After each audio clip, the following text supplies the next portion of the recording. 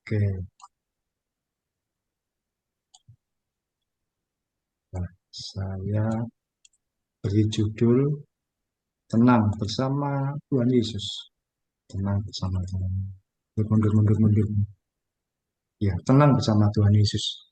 Hari-hari ini banyak orang, banyak eh, pribadi, banyak jiwa itu merindukan ketenangan. Ada banyak orang mengalami situasi-situasi yang kacau dalam hidupnya. Banyak orang mengalami situasi yang berantakan. Situasi yang kacau menyebabkan stres, pusing, hari-hari penuh dengan pikiran, beban di kepalanya. Orang hari-hari perlu ketenangan oleh karena banyak situasi yang dialami. Mungkin ketika belanja ternyata harga barang baik. Mungkin ketika melihat berita itu saja. Kalau eh, kita lihat di YouTube berita yang dipersoalkan itu saja. Banyak orang sekarang ini sedang merindukan adanya ketenangan, damai di dalam hati. Bukan saja sekedar mujizat, tapi bagaimana ada ketenangan di dalam hati. Nah, firman Tuhan berkata, Yesaya 9 ayat 5, ayat ini adalah ayat yang seringkali disampaikan di waktu-waktu menjelang Natal. Firman Tuhan, sebab seorang anak telah lahir untuk kita, seorang putra telah diberikan untuk kita, lambang pemerintahan ada di atas bahunya, dan namanya disebutkan orang, Penasihat Ajaib, Allah yang perkasa, Bapa yang kekal, Raja Damai. Ya, kalau penasihat ajaib itu adalah Tuhan memberikan konseling yang baik, masukan yang baik, pertimbangan yang tepat bagi hidup kita. Allah yang perkasa berbicara mengenai mujizat, Bapa yang kekal berbicara mengenai pemeliharaan Tuhan, pertolongan Tuhan, kasih Tuhan yang tidak berhenti. Tapi bagaimana dengan Raja Damai? Yang namanya Raja Damai itu bahwa dia memberikan kedamaian, ketenangan dalam hati kita. Tapi yang namanya ketenangan, kedamaian tidak akan kita alami kalau kita nggak ngalami situasi yang kacau lebih dulu. Kalau orang tidak pernah mengalami kesembuhan, kalau kita tidak mengalami sakit lebih dulu, kita tidak akan mengalami yang namanya kelimpahan. Kalau kita tidak diizinkan diuji mengalami situasi kekurangan, kita tidak akan mengalami namanya pertolongan Tuhan. Kalau kita tidak pernah mengalami masalah lebih dulu, seperti ketika Tuhan izinkan saya mengalami COVID, ketika setelah saya sembuh, ternyata ada banyak orang yang sharing tentang COVID dan saya bisa jadi berkat bagi mereka. Kalau saya tidak pernah mengalami COVID, saya nggak akan bisa berbagi berkat. Paling cuma ya sabar, doakan, gitu-gitu aja. Tapi ketika saya sudah mengalami, saya bisa menjadi berkat. Bukan cuma tentang hal yang rohani. Saya bisa sampaikan obatnya itu ini yang harus dikonsumsi dan sebagainya. Karena saya sudah mengalami. Demikian juga ketika kita mengalami situasi kacau dalam kehidupan kita, ketika kita datang pada Tuhan, disitulah kita membutuhkan yang namanya ketenangan. Tidak mungkin situasi datar-datar saja kemudian kita mengalami damai sejahtera. Tuhan akan izinkan hidup kita mengalami situasi kacau. Tidak hanya kehidupan kita, kalau kita perhatikan situasi seputar Natal, ada banyak kekacauan. Yang pertama saya sebut kekacauan ketika apa? Maria menerima berita dari malaikat, dia akan mengandung tanpa melalui ikatan perkawinan. Saya yakin tidak mudah bagi Maria, walaupun pada akhirnya dia berkata, siap, jadilah kehendakmu. Tapi selanjutnya akan tidak mudah. Dia belum menikah, bagaimana dia bisa menerima kenyataan dia hamil tanpa melalui perkawinan. Akan jadi pembicaraan yang luar biasa. Kemudian ketika situasi sudah kondusif, tahu bahwa Maria sedang mengandung. Yusuf mau menceraikan atau memisahkan diri dari Maria. Itu kan bertambah kacau nanti. Yusuf ketika menceraikan nantinya, orang akan membicarakan dengan siapa Maria mengandung, dengan siapa Maria hamil. Tidak ada pasangannya. Yusuf menceraikan. Memang Alkitab menggunakan kata menceraikan, walaupun mereka masih bertunangan, karena di tradisi mereka ketika bertunangan itu sudah dianggap seperti menikah, artinya tidak bisa dipisahkan lagi. Kemudian tidak hanya itu, ketika Yusuf dan Maria kondisi hamil, harus datang ke kampung kelahiran Yusuf untuk sensus penduduk. Itu kan kacau. Ini sedang mengandung beban yang berat, tapi harus naik keledai ke sana dalam kondisi hamil tua. Itu kan situasi yang kacau. Mestinya diistirahat saja di rumah mereka waktu itu. Kemudian yang berikutnya kita juga tahu seputar Natal ketika Yesus mau dilahirkan. Tidak ada tempat untuk melahirkan. Semua tempat penginapan penuh. tidak ada tempat yang layak untuk dilahirkan. Yang kacau, bagaimana ini? Harus dilahirkan, tidak lama lagi.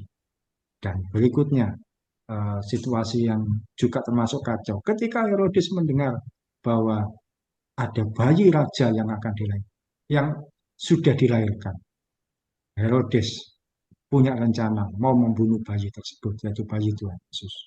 Ketika mendengar dari orang-orang Majus, situasinya Natal itu kacau, tidak seindah yang kita bayangkan, yang jadi drama dan sebagainya. Ada banyak situasi kacau, tapi situasi kacau yang kita temui satu persatu, ketika Tuhan turut campur tangan, semuanya jadi indah, semua jadi baik. Kita bisa jadi mengalami situasi kacau. Yang pertama dari diri sendiri. Mungkin satu kali kita berbuat kebodohan, berbuat kesalahan di waktu yang lalu. Yang mengakibatkan situasi hidup kita saat ini jadi kacau, jadi berantakan. Mungkin ada kesalahan dalam perkataan, kesalahan dalam tindakan. Mungkin kita berkata-kata yang sembrono, tidak disiplin bekerja. Atau bahkan juga yang sering kali terjadi, seorang melakukan pinjam uang secara online dan sebagainya, membuat kacau kehidupan. Ada juga situasi kekacauan diakibatkan oleh orang lain, membuat diri kita menjadi kacau. Mungkin kita difitnah, ditipu, disalah mengerti, disalah paham, membuat kita tidak bisa berpikir panjang. Kita jadi menerima akibatnya, kita menjadi salah. Contoh di Alkitab, Saul mengejar Daud, padahal Daud tidak bersalah. Daud menjadi kehidupannya tidak normal lagi. Dia harus lari pindah-pindah ke sana kemari. Padahal sebelumnya dia sudah nyaman di istana. Yusuf yang sudah mendapatkan baju yang baik dari ayah dijual oleh saudara-saudaranya ke Mesir dan membuat kehidupannya tidak sama lagi seperti sebelumnya. Situasinya kacau diakibatkan oleh orang lain. Apa situasi yang sedang kita alami hari-hari ini? Kegagalan, dikeluarkan dari tempat kerja, diusir dari tempat tinggal, kerugian materi karena ditipu. Mungkin pernah kita mengalami penipuan, ditipu oleh orang lain, atau dikhianati oleh orang lain, atau kesulitan dalam keluarga kita sendiri. Situasi-situasi kacau bisa saja kita alami di waktu lalu karena kesalahan kita atau orang lain. Hari ini kita mengalami. Jangan salah berlari. Ada orang-orang dalam situasi kacau mengambil keputusan yang salah, mengambil keputusan yang emosional, marah, membenci atau mengambil tindakan yang salah. Ada yang mengambil jalan pintas, bunuh diri, mengakhiri hidup supaya aman, atau bahkan berbuat celaka pada orang. Daud pun ketika dikejar-kejar oleh Saul, dia salah berlari. Dia berpura-pura jadi orang gila supaya dia terhindar dari kejaran Saul. Tapi poin terakhir, pada Tuhan ada ketenangan. Ketika situasi kacau melanda pikiran kita, membuat semua tidak nyaman, terasa gelap, seakan-akan tidak ada jalan keluar. Tuhan Yesus sebagai Raja Damai adalah pribadi yang harus menjadi tujuan yang pertama dalam hidup kita. Pada Tuhan ada solusi dan pertolongan. Ketika peristiwa seputar Natal yang tadi yang saya ceritakan di atas tampak kacau, dan orang-orang itu melibatkan Tuhan, satu persatu masalah terselesaikan. Ketika Yusuf mau menceraikan Maria, Tuhan turut campur tangan, mendatangi Yusuf dalam mimpi, dan dia ikuti perintah itu. Dia akhirnya menikahi Maria. Terselesaikan. Ketika akhirnya satu tempat kosong tersedia di tempat yang sebenarnya bukan kandang domba, tapi itu adalah tempat untuk makan domba. Itu cuma satu tempat itu tersisa, dan Yesus pun dilahirkan di situ. Masalah terselesaikan. Ketika orang Majus uh, diperingatkan oleh malaikat dalam mimpi, dan mereka berjalan lewat jalan yang lain pulang. Peristiwa kacau itu terselesaikan satu persatu. Dan kiranya ketika kita dalam situasi paling gelap sekalipun, orang berkata pada titik rendah paling bawah, paling minus, ketika kita datang pada Tuhan Yesus. Kiranya damai sejahtera dari Tuhan semua limpah atas kita dan membuat kita mengalami ketenangan. Yesus memang Raja Damai, tapi tidak mungkin terjadi dia Raja Damai kalau kita tidak mengalami situasi gelap, situasi kacau pada kita.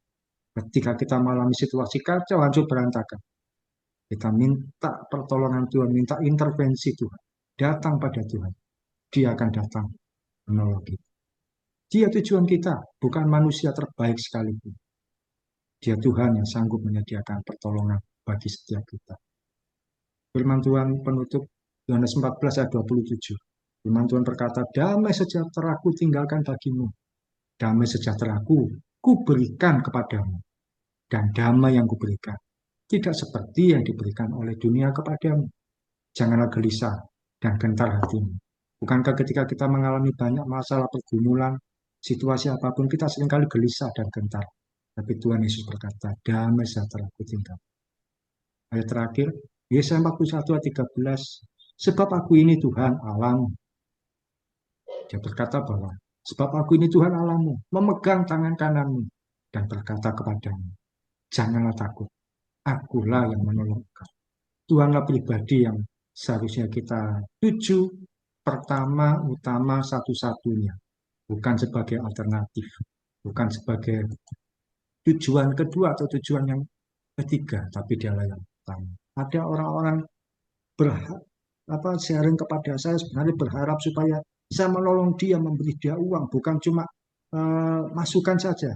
Tapi sayang sekali ketika datang kepada saya, ujung-ujungnya saya akan berkata, doa kepada Tuhan. Mengapa? Sebab kalau saya datang kepada Tuhan dalam kesulitan, saya berdoa. Dia menolong saya, dia menyediakan berkat pemeliharaan. Tentunya kalau orang ini atau teman-teman ini sharing ke saya, datanya ke sana, Tuhan pasti menolong. Tuhan pasti menyertai, memberkati. Nah, kalau sharingnya ke saya, sementara saya penuh keterbatasan, tidak akan dapat apa-apa, malah akan kecewa. Nah, kalau Tuhan yang saya tuju, dia bisa menyediakan.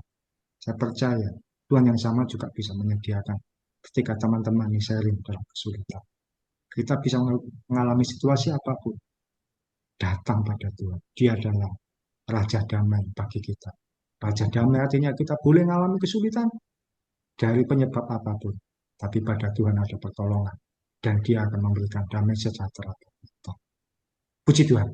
Di sharing kita untuk siang hari ini bahwa Tuhan adalah damai sejahtera sejati yang tidak terbatas.